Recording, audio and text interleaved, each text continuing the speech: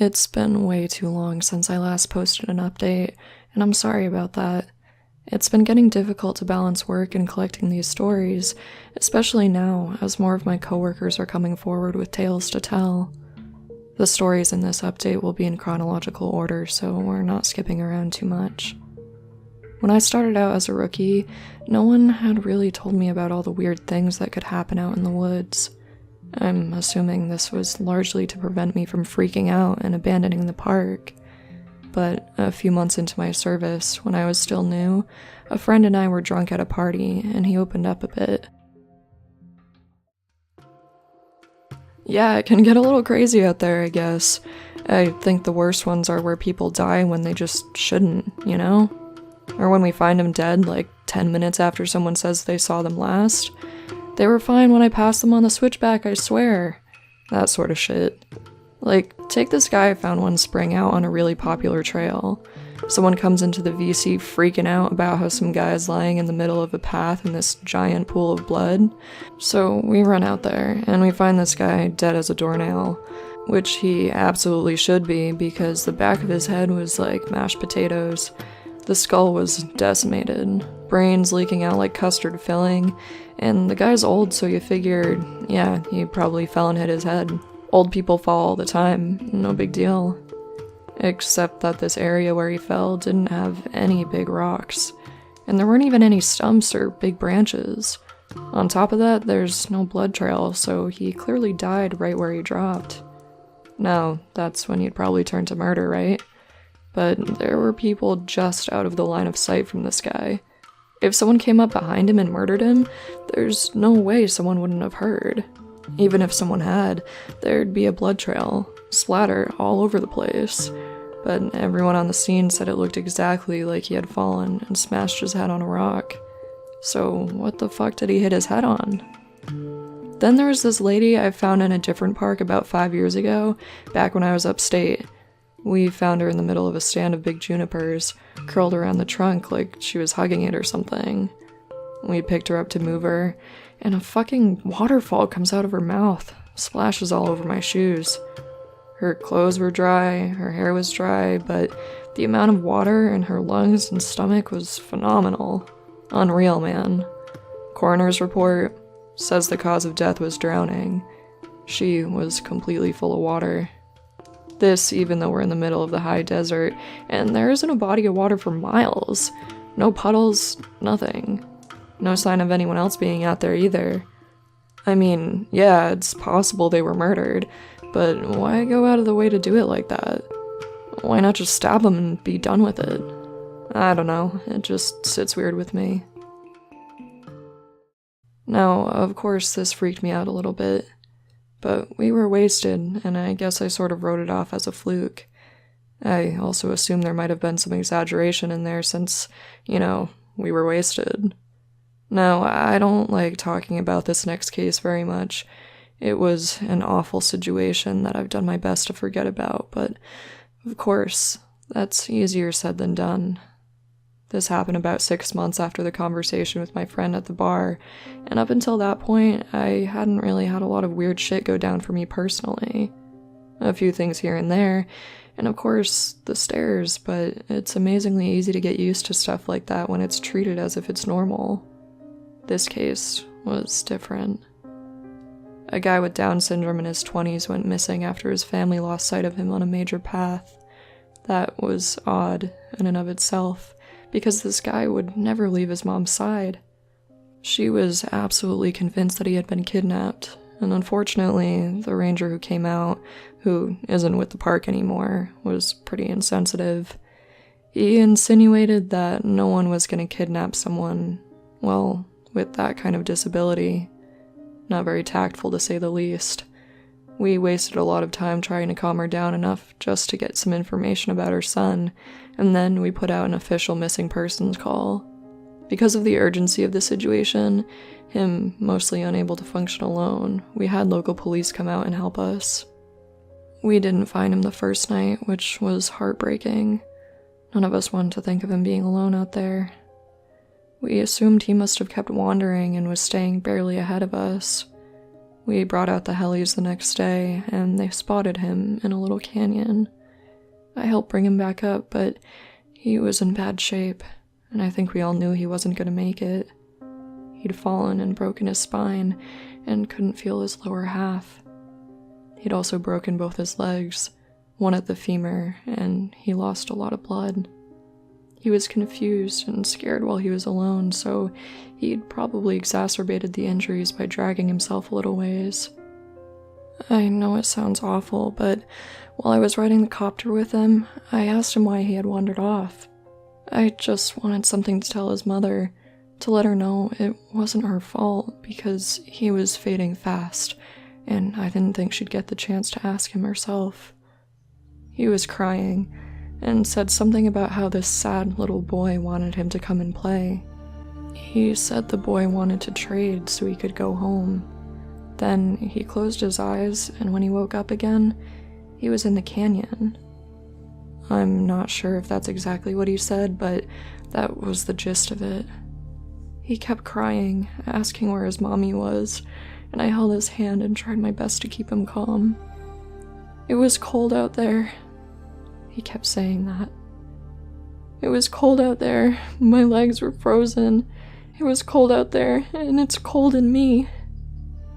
He was getting even weaker, so he eventually stopped talking, and he closed his eyes for a while. Then when we were about 5 minutes from the hospital, he looked right at me, these big tears running down his face, and he said his mom wouldn't see him anymore, and to tell her that he loved her, that he wished she was there. His eyes closed, and he just never woke up. It was horrible, and I don't like talking about it.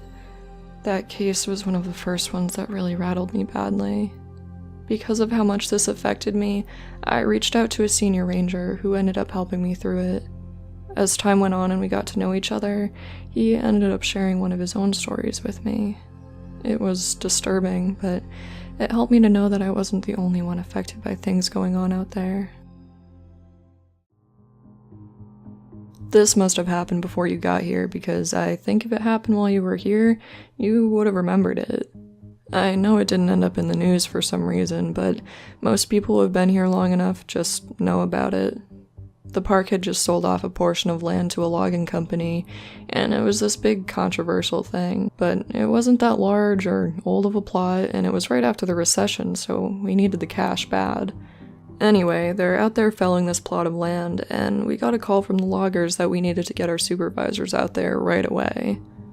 I don't know why, but they ended up sending me and a few other guys along with the heads to see what was up. I guess power in numbers or something. We got there, and all these guys were crowded around a tree they had just cut down. They're all pissed off and freaking out, and the foreman comes over and says he wants to know what the fuck we're up to. We had no idea what the hell he was talking about, so he brought us over to this felled tree and points at it and tells us that when they cut it down, it was just like this, and they'll be damned if they put it there. The inside of the tree was all rotted out and hollow in one spot, and when they'd cut it down, it had exposed that chamber. Inside it was a hand, like a perfectly severed human hand, and it looked like it was actually fused with the inside of the tree. Well, now we're thinking they're pulling a joke, so we tell them we don't like being fucked with. We start to leave, but they tell us they've already called the cops and that they'll go right to the media if we don't stick around. Of course, that gets the head's attention, so they stick around and talk to the cops about it. Everyone's denying that they put the hand in there, and besides, how would anyone have even done it? It's clearly a real hand, but it's not mummified or skeletal. It's brand new, probably not even a day old, and it's definitely fused with the wood. You can see it's coming right out of it. The loggers, they insist they didn't do it. Somehow, this fresh human hand ended up fused to the inside of this living tree. The cops had them cut out that section of the tree into a movable chunk. They take the hand away, and the area is closed off. There was a pretty big investigation, but I know they didn't end up getting any answers. Now it's just become this legend, and as far as I know, we haven't sold any more property for logging since. As you guys probably remember, I went to a training seminar recently and heard some amazing and horrible things there. One of the guys I talked to while I was there told me a story when we were sitting around the campfire one night. We were both pretty drunk, you'll see a pattern there, and we were swapping stories. He told me this one. Me and another guy were out on a field search because some campers reported screaming noises at night. We head out there to look for whatever fucking mountain lion has wandered into the area, and I'm pissed. We had had 3 of them show up in the camping areas that year alone, and I was getting tired as hell of constantly having to deal with them. Plus, I just don't like them. They're a pain in the ass, and they're loud, and they scare the shit out of me. Fucking cats. Pieces of shit. I'm groaning about it to the guy I'm with, and he thinks it's a real fucking riot. So, we're seeing all these broken branches and what looked like dens, and we're pretty sure we know where this thing is. I call it in, and they tell me to confirm if possible, which, just means they want me to step in a big old pile of shit and use that as proof. I'm not seeing any though, so I basically tell them to shove it. I'm done. We know that damn thing's out there somewhere, even if I'm not stepping in its shit or right inside its mouth or whatever. Guy I'm with wanders off to take a piss or whatever, and I stand behind watching this little burrow under a tree to see if maybe a fox or something is living under it. I love foxes, man. They're cute as hell. But anyway, I'm watching this tree, and I start hearing branches crackling from the opposite direction my partner had gone in. Now, I've got my pistol, but you and I both know it's not going to do shit against one of those cats. I cock it and holler for my partner to get his ass back, but he's too far and can't hear me.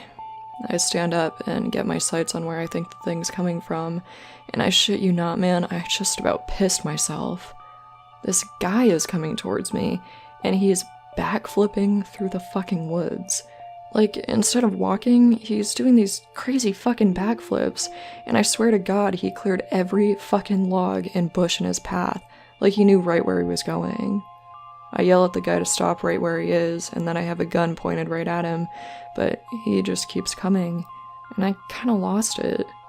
I shot at the ground in front of him, which was a dumb thing to do, but man, I just didn't want this guy anywhere near me. When I fired, he was about 50 yards from me, and as soon as the gun went off, he whirls around and goes off, backflipping back into the trees.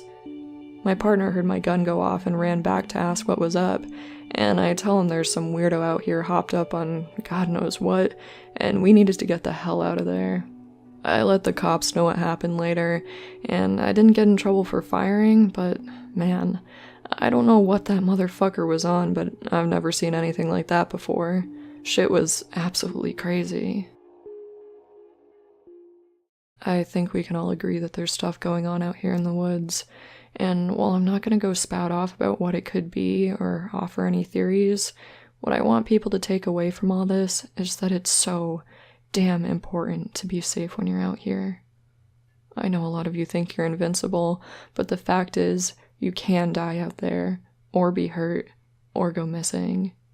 It's easier than you'd ever imagine.